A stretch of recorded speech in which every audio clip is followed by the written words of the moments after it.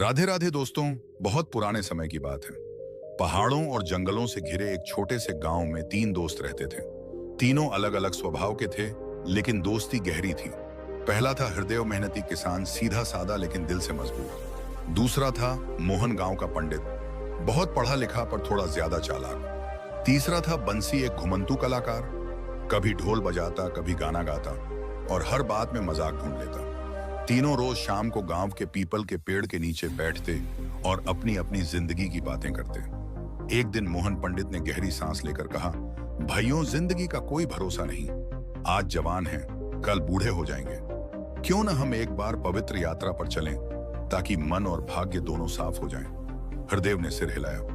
बात तो ठीक है पंडित जी, खेत तो मैं फिर भी संभाल लूंगा, लेकिन आत्मा की खेती भी जरूरी है।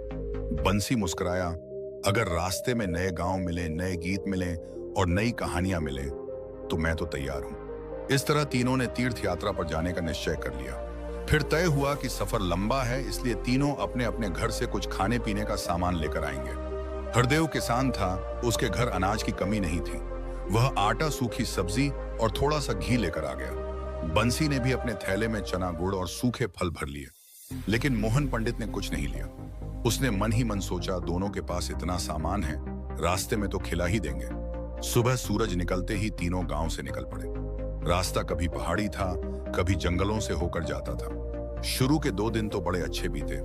हरदेव और बंसी अपना अपना सामान निकालते और तीनों मिलकर खाते। तीसरे दिन हरदेव ने पूछा, पंडित जी, आपने तो अभी तक अपना राशन निकाला ही नहीं। मोहन मुस्कुराया, अरे भाई, मेरे पास तो ज्ञान है। बंसी ने हंसकर कहा, ज्ञान से पेट नहीं भरता। पंडित जी, कुछ दिन और बीते और धीरे धीरे हरदेव और बंसी का राशन भी खत्म होने लगा। आखिर एक शाम दोनों ने देखा कि अब उनके पास बस थोड़ा सा ही खाना बचा है। हरदेव ने सख्त आवाज में कहा, अब बात साफ करनी होगी। पंडित जी, आपने कुछ नहीं लाया, अब आगे का इंतजाम कैसे होगा? मोहन ने नजरें चुराई। मैं तो सोच रहा था कि कहीं ना कहीं से मिल ही जाएगा। बंसी ने सिर हिलाया, यानी आपने दूसरों पर भरोसा करके अपना थैला खाली रखा। भूख के कारण माहौल थोड़ा भारी हो गया, लेकिन दोस्ती थी, इसलिए तीनों आगे बढ़ते रहे। शाम होते होते वे एक छोटे से गांव पहुंचे। गांव समृद्ध लग रहा था। मोहन की आंखों में चमक आ गई। आज यहां से भिक्षा मांग लेते हैं, रात का खाना बन जाएगा। हरदेव और बंसी को शर्म आ रही थी, पर भूख बड़ी चीज होती है। आखिर तीनों अलग अलग घरों में गए। कुछ देर बाद वे एक पेड़ के नीचे मिले। हरदेव के पास थोड़ा चावल था, बंसी के पास तेल, थोड़ा सा दूध, मोहन के हाथ में थोड़ा सा शहद था। तीनों ने सोचा, इससे कुछ तो बन सकता है। हरदेव के पास एक छोटी मिट्टी की हांडी भी थी, जो वह सफर में साथ लाया था। उन्होंने आग जलाई, हांडी रखी और उसमें दूध, चावल और शहद डाल दिया। धीरे धीरे उसमें से मीठी खुशबू उठने लगी। तीनों की भूख और तेज हो गई। अब मोहन पंडित के दिमाग में चाल चलने लगी, अगर ये तीनों मिलकर खाएंगे तो मुझे कितना ही मिलेगा। क्यों ना कोई खेल खेला जाए, मोहन ने कहा। क्यों ना हम एक नियम बनाएं, जो आज रात सबसे अच्छा सपना देखेगा वही ये पूरी मिठाई खाएगा। बंसी को यह मजेदार लगा।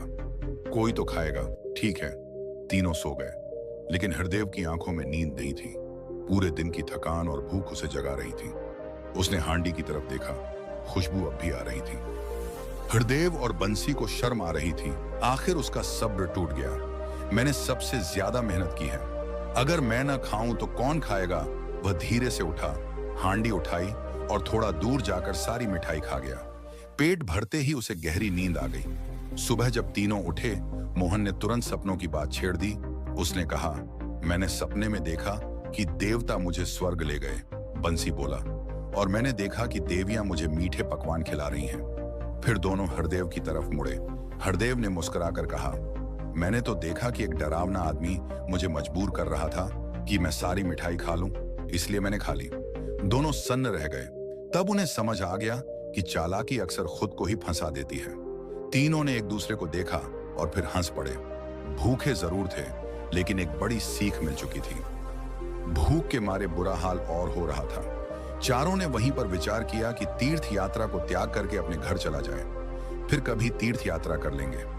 दोस्तों, अगर ये कहानी आपको पसंद आई हो, दिल को छू गई हो या कुछ सिखा गई हो, तो वीडियो को लाइक करें और ऐसे ही मजेदार किस्सों के लिए चैनल को सब्सक्राइब जरूर करें।